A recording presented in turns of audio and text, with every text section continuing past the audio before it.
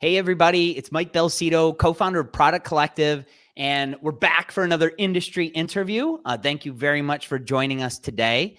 Actually, today's session will be fun because it will be an interview about interviews. So kind of meta in a way, which I think will be good. But for me, it'll be really useful because I love doing attendee interviews with folks that come to our conference. But in my mind, I'm like, I'm probably not doing this right. So I think today will be really enlightening for me and for everybody else too. But if this is your first time joining, I figure I'll give you a quick little intro first to share what this is all about and what Product Collective is all about. So first off, Product Collective, we're a community for product people. We've been around for a few years. We do a number of things. We have these video chats, but we also have a weekly newsletter that goes out. We have a Slack channel that's pretty fun. I think there's about 7,000 people that are in our Slack channel, not all at one time, but here and there, and that's pretty awesome. And then, of course, we get together in person twice a year at Industry, the product conference. That's a conference that we organize in Dublin, Ireland, in the springtime. And then our global edition in the U.S. takes place in Cleveland, Ohio. This is my Industry shirt from last year in Cleveland. Actually, no, 2 years ago in Cleveland. And that's coming up this September. Actually, I put a link there. We have early bird pricing that goes just to the end of June. Then it's our day of show rate that is active on July 1st. But it's going to be a really fun time. We have, I think there's 20 plus speakers, Grammy and Academy Award winning artist Common, Jason Fried of Basecamp, growth coach Claire Sullentrop, Nikita Miller of Trello. So all sorts of folks there. You could check out the details on that link. But anyway, so if you wanted to get involved with anything with Product Collective, you can just go to productcollective.com and submit your email, and you'll get an invite to the Slack channel, invites to these video chats, and that's all free, aside from the conferences are free. But anyways, I'll go right into what today is all about. This is an industry interview. We love doing these interviews with product leaders, and people from really all around the world usually tune in. If you're tuning in the chat, feel free to introduce yourself and just share where you're from. Maybe what product you're working on. That's always fun to see. If you have questions for our guest, though, I do want to ask you to use the Ask a Question section. You should see it right at the bottom of the screen. And you could enter a question right now if you want, or if something popped up in conversation, you could enter it. I'll be monitoring that throughout, and I try to take in as many audience questions as I can. So feel free to fill that up. Your questions are probably going to be a lot better than my questions. So I would love it if you did that. See some folks tune in from Atlanta, from Chicago. So that's great. Again, thank you for introducing yourself. But I want to get right into the conversation now today. And our guest today, Michele Hansen, is actually somebody that was connected with me from somebody that was attending another conference. I believe it was MicroConf, and he saw Michele speak at MicroConf and put on an awesome talk from what I heard, and had put the two of us in touch. And after we had a conversation, I said, I think it'd be awesome to get you involved in what we're doing, and maybe we could plan a chat sometime. And now here we are. So thanks a lot for joining us, Michele. Yeah, I'm so excited to be here and to chat with you all. And I love seeing this come in with what you all are working on and where you are. It's really cool. Yeah, well, we appreciate you being with us, and maybe we could get right into it. I know we figured that we would focus the topic on how we can pull out the best information from people, whether it be users of our product, customers, what have you. And I'll kind of go more specific to focus on user interviews. And maybe we could just start off by, I'll ask, like, what makes a good user interview? Like what are the core elements? Just when you think of a good interview, what do you think of? When I think about a good interview, I think about an interview that really allowed me to understand the customer more deeply and to really know what they are trying to do, where they are in that process, what they're struggling with, and what else they have tried. So those are the key things that I always try to get out of them. But when you get a customer who will really open up to you, those are always the special ones because they give you so much insight into what exactly it is they're trying to do. And then in turn, it helps me understand how I can help them better, whether that is reframing things about a product, adding new things, subtracting things, or new growth opportunities for us. And as product people, many of you have probably run an interview and probably read about questions and things like that to ask. But I wanted to come here today to share some things that I've learned in the hundreds and hundreds and probably thousands of interviews that I've done.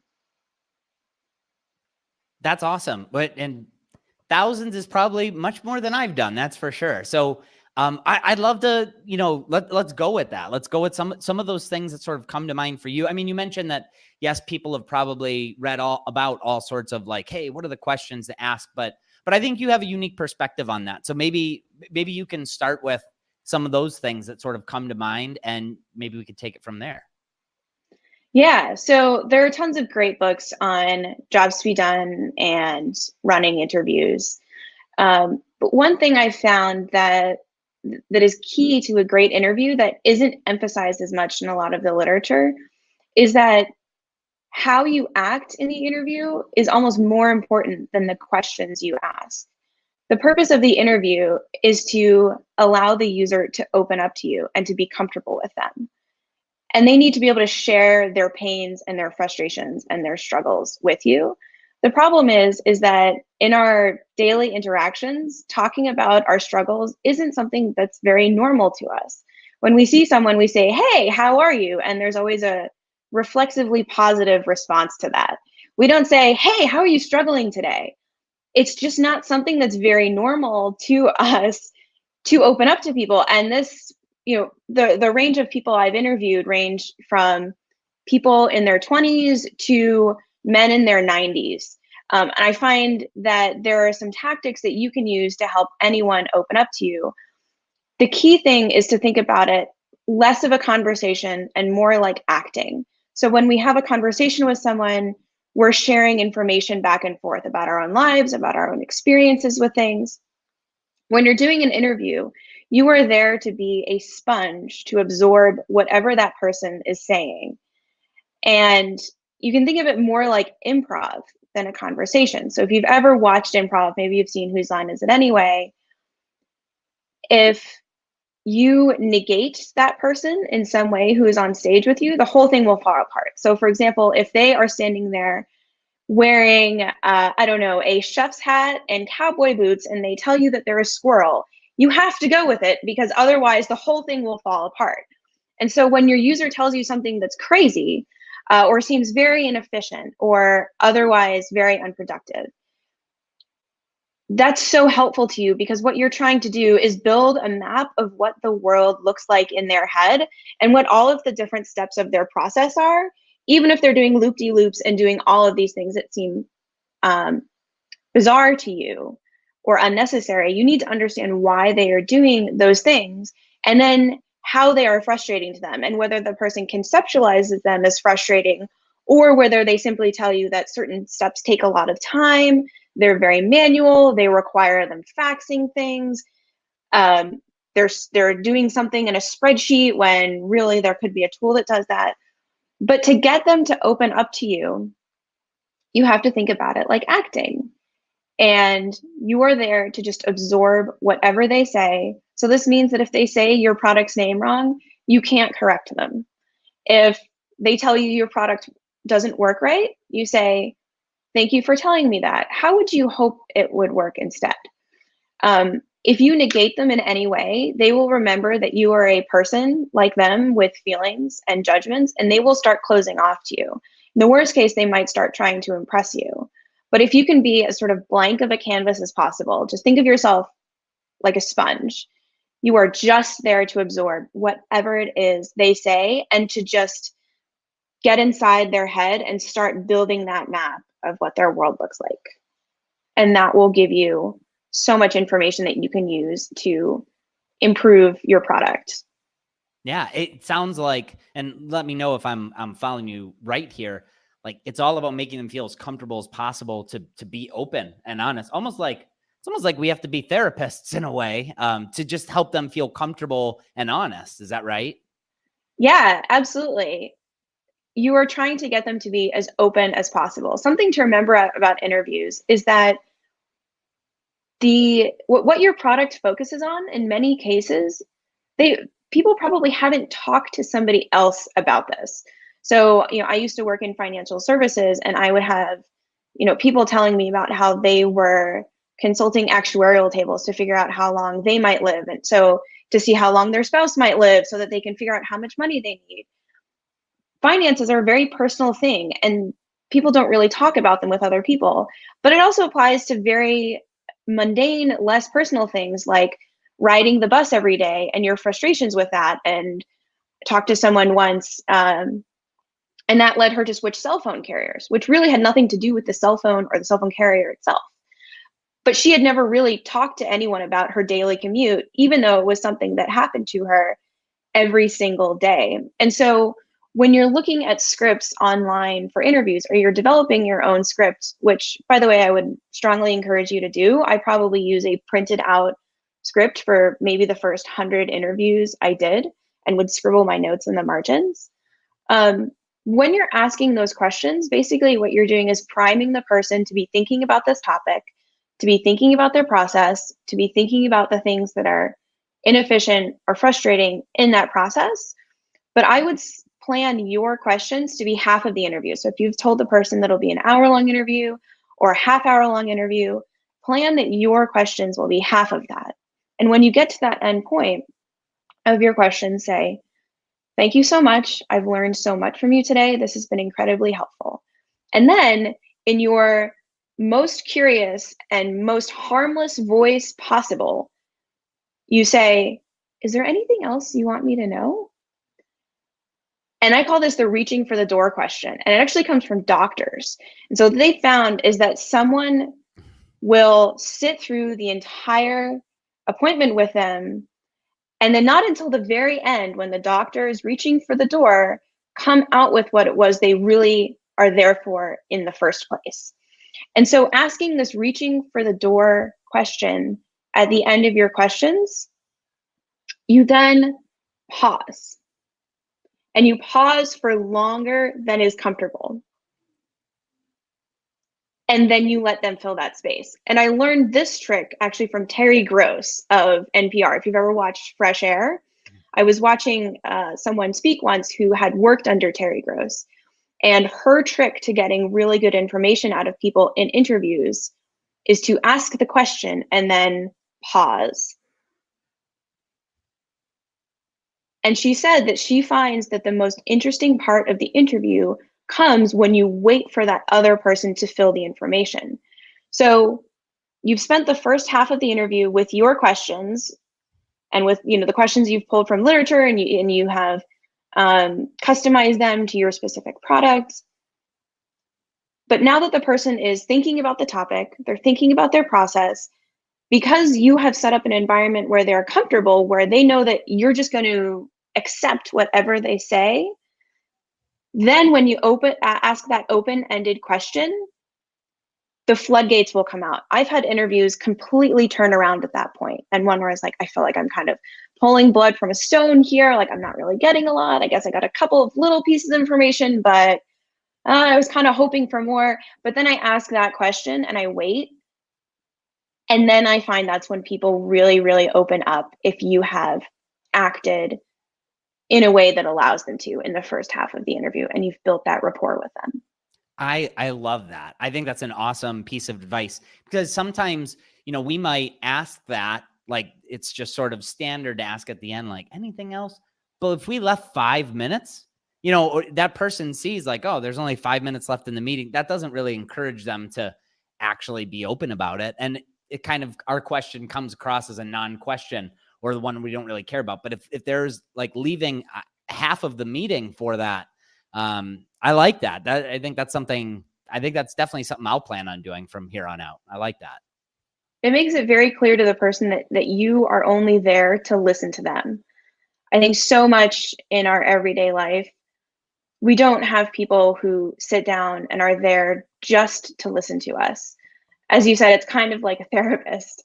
And that's very powerful to people. And I also find that when you do the interviews and you make it clear to the people that you are there to listen to them, they become incredibly powerful advocates for your company and for your product. And I have had people who weren't even that long-term users, or certainly not on our highest paid plans.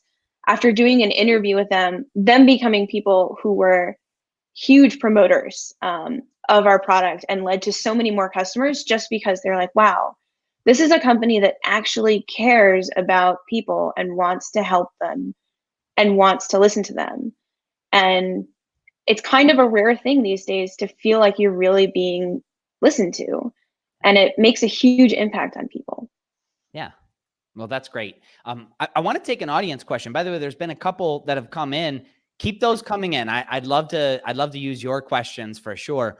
One of the questions was, is there an advantage or disadvantage to considering a group interview? Maybe, users of the same product, but from different companies versus one-on-ones.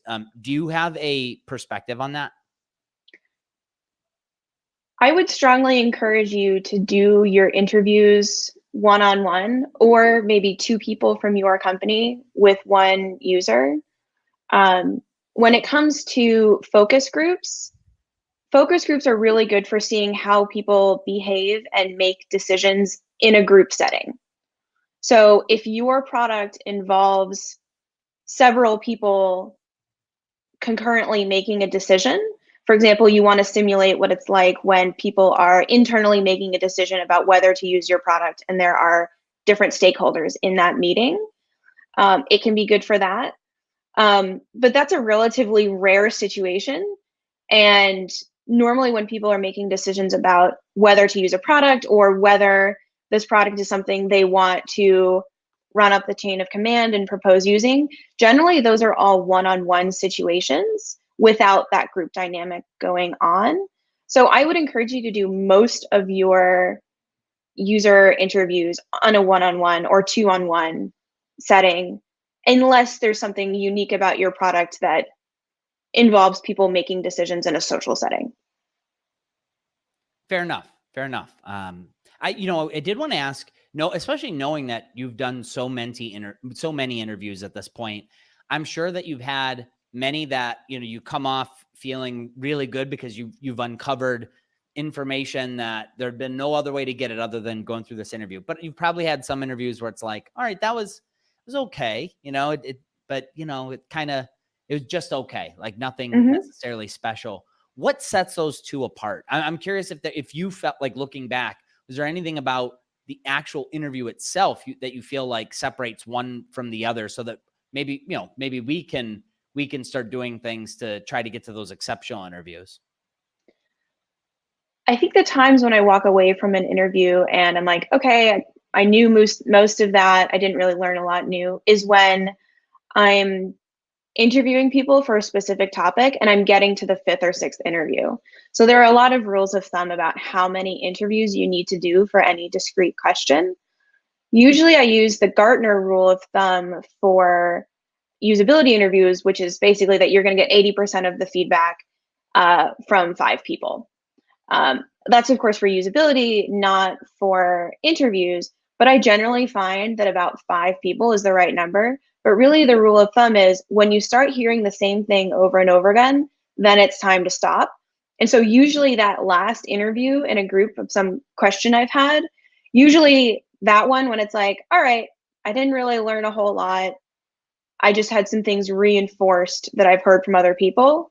That interview is valuable in and of itself, because knowing that, okay, now is the time for us to go out and test things. Now is the time to go, start running tests, start making some changes, come up with a prototype. Like, we've got enough information for this particular topic at that point. That's actually super helpful. And it makes me wonder, so should each interview really then be focused on sort of a single idea or hypothesis or thing that you're trying to figure out, and maybe even out, I guess, to go broader, like what is the sort of pre-work before the interview that you feel like is really critical too? So I think there are a couple of different types of interviews. So the first is when you do have a discrete question that you're trying to answer, you're doing a research project of some sort, you're trying to get to the bottom of something in particular.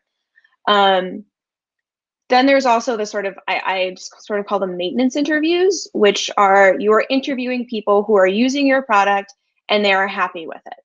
I would encourage you to spend the bulk of your interviewing on these people. There are also cancellation interviews, which I know there's a lot of information about online, and they're definitely something that's worth doing. But I think the sort of maintenance interviews, everyday interviews, get overlooked a lot of the time because it's human nature to look for ways to save money or to save people from canceling. Um, Loss aversion is a well-documented phenomenon in behavioral economics. We know that people would rather try to prevent themselves from losing money rather than gaining money. But I would encourage you to talk to the people who are happy because they will tell you why they're using your product, why they love it, why they continue using it. And you want to find more happy people. You want to frame your product for the people who are happy, who your product works for their process. It's so much easier to onboard people who are going to be happy rather than ones whose use case isn't quite a fit. But if you're only doing cancellation interviews, you're not going to get a really strong ear and a really strong sense of who that happy customer is that you are writing for when they're struggling with something else. So I generally do a couple of those maintenance interviews every week. So Jason Fried has sometimes said that there's only two people you should listen to, someone who has recently purchased your product and someone who has recently canceled it. In that vein, I have automated emails that go out whenever someone makes a purchase. So if they have just renewed their subscription or they just paid an invoice, especially for the first time, they will get an email directly from me that asks them, hey, I just wanted to learn more about why you're using Geocodio, what we're helping you with, and if we can maybe do anything better.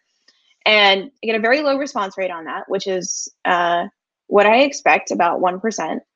And the purpose of those is just to figure out why are they happy and how can I find more people like them. And that's okay. So somebody did ask, like, why focus the bulk on people who like the product? But I think you'd kind of had just mentioned it's really like, hey, if this person's happy, like, what can we do to continue to recreate this for other people? Like focusing on the good. Is that right? Exactly. Find the use cases that people already have that make them really happy with your product. Of course, you do want to talk to people who haven't started using it yet or who canceled it because maybe there are some growth opportunities, or maybe you'll find that you have some usability issues that you need to fix, that people had the use case, but there were some usability issues or other barriers that they had to using the product.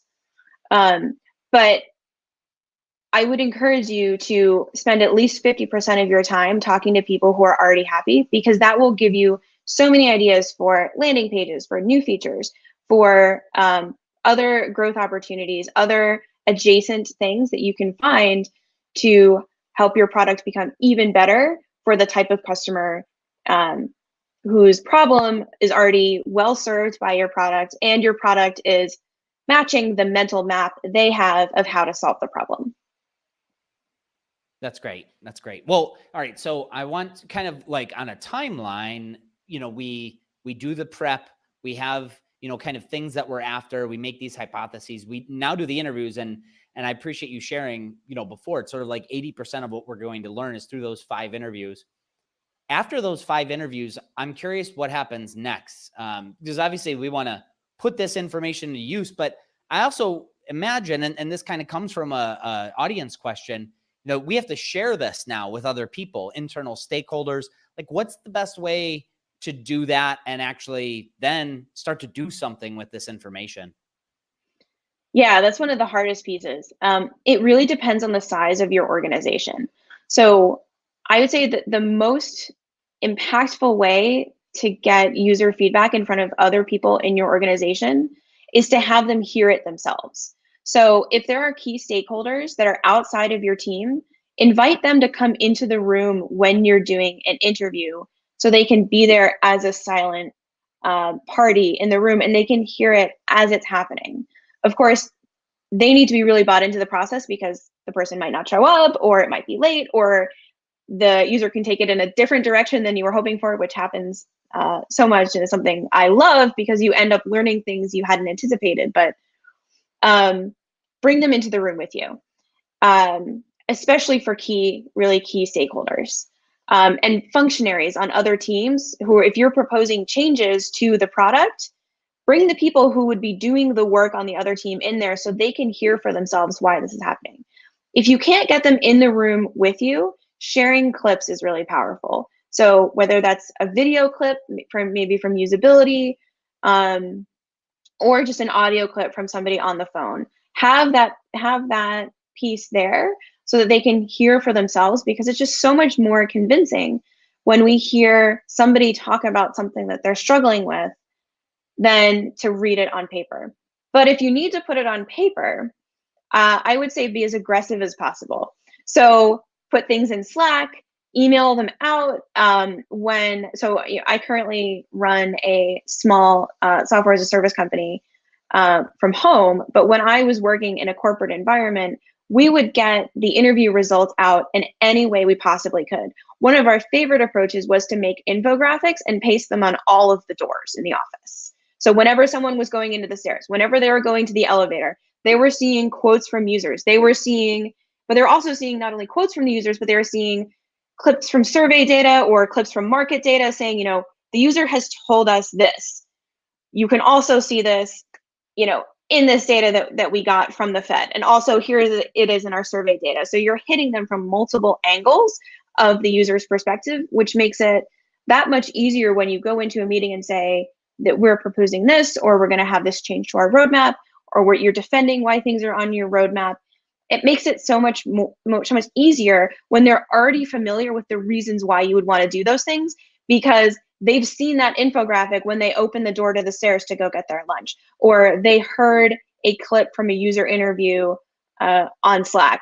Not everybody is going to hear every single one of those pieces that you are sharing, but if they hear at least a couple of them, it's going to make that confirmation easier, because they're familiar with what you're talking about.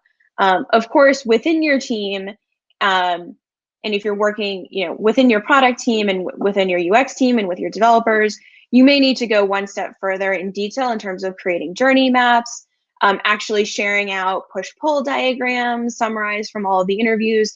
The people on your team are probably going to want a lot more detail, but getting all of those external stakeholders on board is just as important. Well, I have a lot of other questions, but really we're getting close to the end of our time. So maybe to close out, if you could share just kind of, one really quick sort of what you'd love folks to walk away with, just kind of one big takeaway that maybe we haven't talked about, but also just let people know how they could also stay in touch with you. I know you're on Twitter, but there's probably other places where folks could stay in touch with you. So maybe we could close out with that. Yeah. So the one thing I want you to walk away from here is that interviews are not just about the questions you ask. They are about how you ask them. And the most important thing you can do is to act in a way that makes the other person feel comfortable, because if you make them feel comfortable, they will then share their pain points with you, which is your doorway to new opportunities with your products. And the best way to get in touch with me probably is on Twitter. My DMs are open. So if you ever have questions about doing interviews or anything else, I also run a bootstrap software company, and I'm always happy to talk about that with people who are getting side projects going or their own bootstrap companies. I'm always happy to chat and get on the phone with you for half an hour, figure out what it is you're trying to do, why you're struggling, and how you might be able to push through that. Well, I have a feeling your Twitter DMs might blow up a little bit, but hopefully that's all good. I had a lot of fun chatting with you, and yeah, just thank you for taking the time for this. And I thought it was a great conversation. Yeah, I really enjoyed this, and I'm sorry if we ran out of time and didn't get to any of your questions, but I'm happy to answer them. Those are the best conversations on Twitter later. when we run out of time pretty quickly, because conversation goes by so fast. So no, I thought it was great. And yeah, thank you. And thank you everybody else for making time for this. Again, we do these on the first and third Wednesdays of every month at 1 p.m. Eastern. We have several more scheduled. So if you go to Product Collective, there's a link that'll take you right to the rest of the industry interviews. And I'll put a link down at the bottom as well. So thank you, everybody. And